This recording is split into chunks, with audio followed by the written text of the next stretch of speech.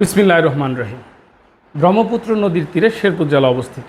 জেলা সদরের নিকট পাকুড়িয়া গ্রামে তৎকালীন জমিদার হজরত আলিমুদ্দিন রহমতুল্লাহ আলাইহ সাহেবের পবিত্র ঔরসে জন্মগ্রহণ করেন আমার রাহানামা, আমার পরম বান্ধব, আমার জমিদারি, আমার বাহাদুরি বিশ্বলি হজরত মাওলানা খাজা বাবা ফরিদপুরি কুদ্দুসুল্লাহ সেহরুল আজিজ সাহেব।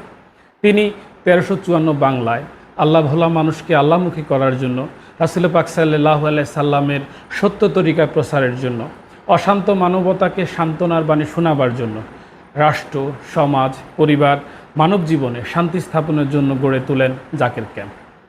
নকশবন্দিয়া মুজাদ্দিদিয়ার দপ্তর এই জাকের ক্যাম্প। আমার পীর কেবলা যান একদিকে খোদা তালাশি সালেকদেরকে খোদা প্রাপ্তির তত্ত্বজ্ঞান শিক্ষা দিতেন, ঠিক তেমনিভাবে মানুষকে মানুষ হবার শিক্ষা দিতেন। আমার হজরত পীর কেবলা যানের প্রজ্ঞা ও জ্ঞানের পরিমাপ করা বাস্তবিকই দুঃসাধ্য। সব বিষয়ে তিনার সমান উৎপত্তি। মহান আল্লাহ তাআলা যাকে জ্ঞান দান করেন তার জ্ঞানের কোনো সীমা থাকে না। তিনি জাহের, তিনি বাতেন, তিনি পণ্ডিতের পণ্ডিত, বিজ্ঞানীর বিজ্ঞানী, তাত্ত্বিকের তাত্ত্বিক, জ্ঞানের ভাণ্ডার, মহাবিশ্বকোষ। বিজ্ঞান কিংবা সমাজকর্ম, পরিবার কিংবা বিশ্ব শাসন ব্যবস্থা সব কিছুই ছিল তিনার নখদর্পণে। খুব চমৎকারভাবে আমার হযরত পীর কেবলা যান বিজ্ঞানের সংজ্ঞা দিয়ে বলেন, বিজ্ঞান ও কোরআনের মধ্যে বিশেষ একটি মিল আছে, কোনো অমিল নেই। আপনি যখন প্রকৃত নামাজের মধ্যে ডুবে যাবেন তখন সৃষ্টির রহস্যকে একে একে আপনার নিকট পরিষ্কার করা হবে। আর সৃষ্টির রহস্য প্রকাশ করাই তো বিজ্ঞান।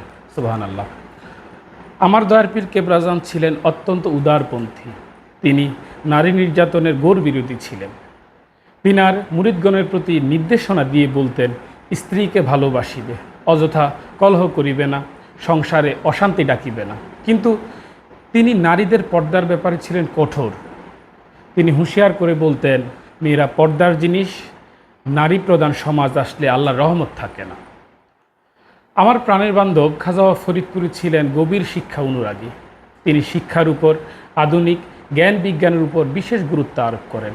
আধুনিক শিক্ষা ব্যবস্থার কথা চিন্তা করে গড়ে তোলেন সুবিশাল বিশ্ব জাকের মঞ্জিল আলিয়া মাদ্রাসা। তিনি আমাদেরকে মানুষ হবার শিক্ষা দিতেন। তাই তিনি বলতেন, মানুষ হইতে হবে মানুষ যখন।